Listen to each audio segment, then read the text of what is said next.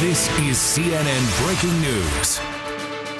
Welcome to our viewers in the United States and around the world. This is New Day. It is Friday, December 23rd, 6 o'clock in the East. We begin with breaking news. The search for the Berlin Christmas market attack suspect comes to an end near Milan in Italy. Police there say officers killed Anis Amri in a shootout. Investigators say Amri pulled a gun when police stopped him at a checkpoint and opened fire. We have every angle of this breaking news covered for you, beginning with CNN's Chris Burns, live with the latest from Berlin. Chris, what have you learned? Good morning, Allison. Well, this is what we know so far is that Anis Amri had taken a train from Savoie in France, from Chambéry, the town of Chambéry, to Milan, to the main train station in Milan, from where he took another train to a suburb. And that is where the police wanted to do an identity check with him. And instead of pulling out his documents, he pulled out a .22 caliber pistol and started firing. And then the police shot back and killed him, but not before one of the police was injured in the shoulder in the gunfight. That's where it stands right now. German and Italian authorities are very much in contact. At the same time, though, that does not mean that the pressure is off over here in Germany. There could be other Anis Amris. He was part of a network, and German authorities are very much watching for that right now. Back to you. Okay. All right, I'll take it. Ben, stay with us. Also joining us now, CNN terrorism analyst and editor-in-chief of CTC Sentinel, Paul Cruikshank. Paul, you've been in front of this reporting right now. Does it come as a surprise that he made it this far? And what do you make of how it ended? I don't think it comes as a surprise because this individual was being supported by a network, as we understand, a network which could have smuggled him out of the country, given him some assistance. He had spent a number of years in Italy before moving to Germany, so presumably had a number of contacts there who could help him as well. But this does not seem to be an intelligence-led shootout. They just got lucky, it seems, that when it was a routine patrol last night, that he decided, instead of handing over his identity papers, to try to go out in a blaze of glory, so to speak, by attacking Italian police. Fortunately, the Italian police were able to return fire and to take him out. So this removes the threat from him, but there's still concern that this wider network poses a threat to Germany, poses a threat to Europe. Overnight, there were 2 arrests in Duisburg.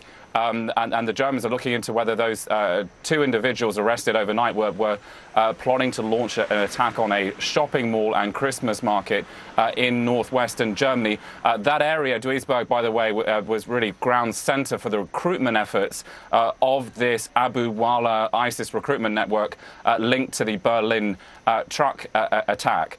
So a worrying time still as we head into Christmas. Right. So, Chris, that aligns with your reporting as well. This wasn't an intelligence-led capture and shootout. No. They stumbled upon him. Yeah.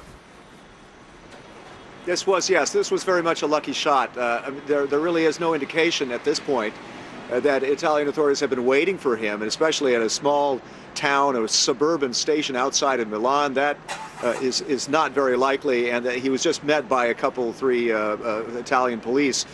But at the same time, this was a huge dragnet going on, and it was going on across Germany and across Europe. They were busting down doors in Germany and in East and West Germany, looking for this guy. And at the same time, other searches going on that managed to stop another attack at the largest shopping mall in Europe, in Western Germany, that also has a Christmas market. They arrested 2 Kosovar brothers who live in Germany, and they foiled that attack as well. So the story's not over here either. Ben Wiedemann joins us now on the phone from Italy. What are you hearing about the circumstances surrounding this shootout? Well, what we understand from the Italian police and the Italian interior minister this morning was that at 3 o'clock in the morning, that was 9 hours ago, a police patrol outside the Sesto San Giovanni train station in the suburbs of Milan, in northern Italy, stopped a man who was, they say, acting suspiciously. They asked him for his ID.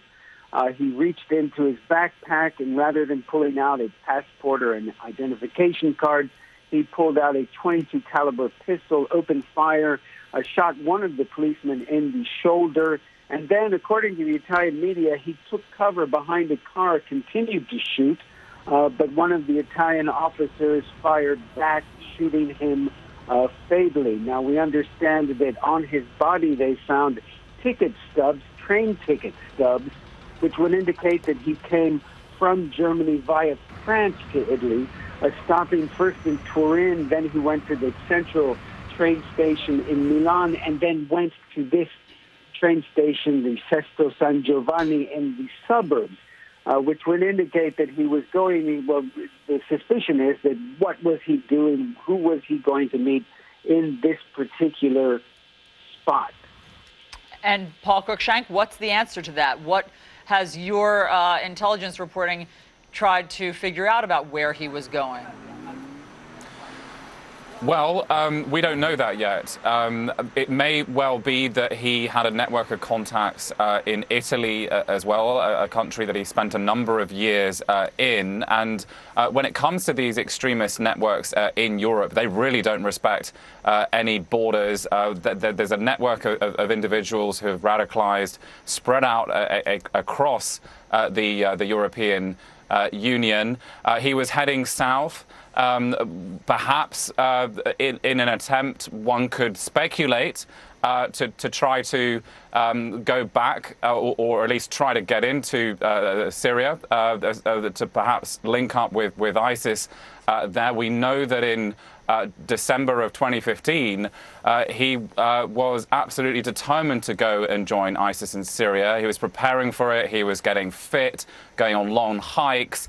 He was really, really desperate to go and join the group. So perhaps he felt that after having launched this attack, that he could try to attempt that. But it would have been quite difficult, obviously, given he was the most wanted man in Europe. But this is somebody who over the past several years has used numerous aliases, numerous sets of identity papers, forged documents, and maybe he felt that he could flee southwards and get to the Middle East. So, Paul, let's knit together everything we're hearing this morning from Ben Wiedemann saying that there was the investigators are looking at why he was trying to get to where he was going, who he was looking to link up with.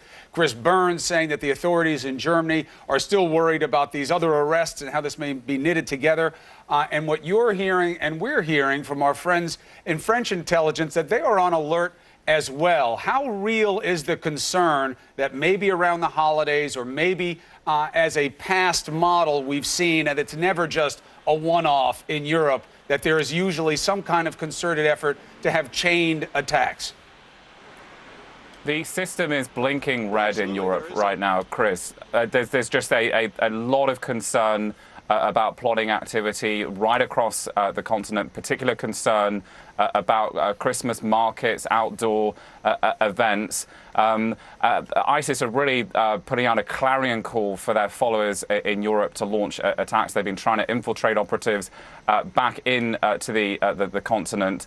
We are now on really maximum alert level throughout Europe, and the public is just going to have to be really, really vigilant as they sort of go about their everyday business. Chris, we've learned through intelligence sources that they believe that this guy was part of a larger network there in Germany. What are people on the ground telling you about that? Well, absolutely. In fact, I mean, CNN obtained nearly 350 pages of German intelligence papers that showed that Anis Amri was very much plugged into this organization that was led by Abu Wallah, who is now in custody. He was a hate preacher who had organized and had an organization that was proselytizing, recruiting, training people to do just what we saw happen here at that Christmas market on Monday. So yes, I mean, he's plugged into this network that could very well have others. I mean, you mentioned about how other parts of Europe could be also facing the same kind of threat. I was in Strasbourg just last week, and I saw how they have a huge Christmas market there, and they were blocking all the bridges leading into the Christmas market with huge semi trucks, and they had cement blocks, they had checkpoints, and we're probably going to see a lot more of that around Europe now. Yeah, some of our intel sources from France We're talking about their Christmas markets that they have there along some of their main promenades in Paris. Ben Wiedemann, the Italian investigators are slow to give all details because they say this is an active investigation. What are you hearing about what they're still looking for? Is this about a broader connection or other planning? Well, the feeling is that because Anis Amri spent so many years in Italy, specifically in Italian prisons, 6 in the total, that he has contacts here, and probably contacts of a criminal nature, if not an extremist nature as well. So they're going back to look at everyone he might have come in contact with in prison, where those people may be at the moment. But in the immediate term, what Italian authorities are doing, certainly since the attacks in Berlin, is further heightening the level of alert, the level of security in major Italian cities. I mean, actually, the level of alert has been quite high going back to the beginning of 2015 with the Charlie Hebdo attacks in Paris, but certainly since the November attacks in Paris of last year and the attacks in Berlin, Belgium, that you have seen a heightened level of security, and it's only going to get higher as a result of what happened in Berlin. But yes, the Italian authorities' intelligence is really working this around the clock. I've seen Italian intelligence documents that are basically top secret. And when you see the level of surveillance that the Italian intelligence maintains on suspects, it's quite impressive in terms of telephone numbers, transcripts, all of that information. So they're definitely in overdrive right now to prevent anything happening here in Italy that has happened elsewhere in Europe. All right, Ben, Chris, Paul, please keep working your sources, and we'll check in with you throughout the morning. Thank you guys for all the reporting. Well,